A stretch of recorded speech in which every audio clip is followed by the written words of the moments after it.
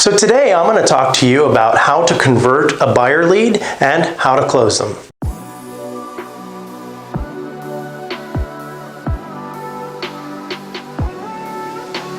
So a lot of times when you get a buyer lead on the phone, you're thinking of a lot of questions that you might want to ask them. Well, in fact, the best thing to do is ask as little questions as possible and just set the appointment.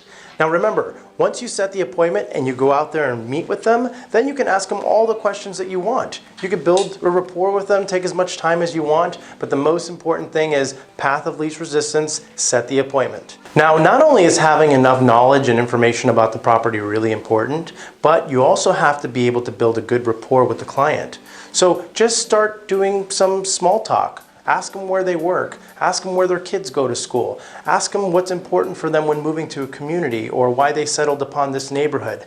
The more questions you start to ask them, the better rapport you'll be able to build.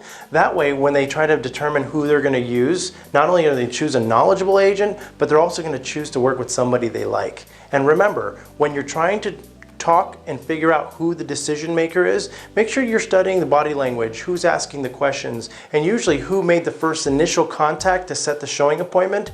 Ultimately, this is going to be the person who makes a decision on who they end up working with.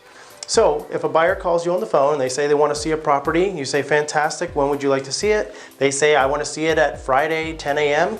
You set the appointment. Fantastic, I'll see you there Friday morning, 10 a.m., and we'll go ahead and take a look at the property.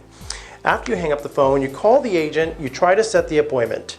If that agent's not willing to comply or they're like, it's kind of short notice, let them know that this is the only opportunity that your buyer has to see the property and to do anything they can to have you go ahead and show it.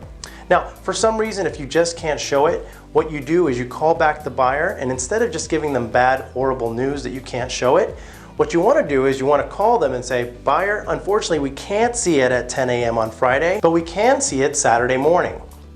So in this case, what you want to do is you also want to say, but I've got some good news for you. I found 2 other properties in the same neighborhood that I can show you Friday morning at 10 a.m. if you still want to keep the appointment.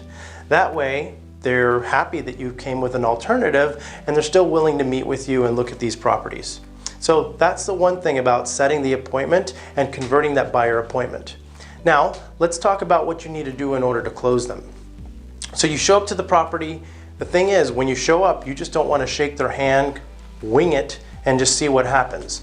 The most information that you have about the property, about previous sales in the neighborhood, or what the owner bought the home for, and how long ago they purchased, and everything that they need to know about the community and the surrounding area, this is the information that you need to prepare yourself with, so when you go and meet them, you're the person that has the most knowledge and the most information. Who knows? They may have seen properties with other agents before you, so after you leave them, they need to feel like, wow, we just learned so much information, and that agent they seem like the most qualified individual to help us buy our home. We want to work with a professional like that not only showed us the property, but also gave us a huge education on the area and the market.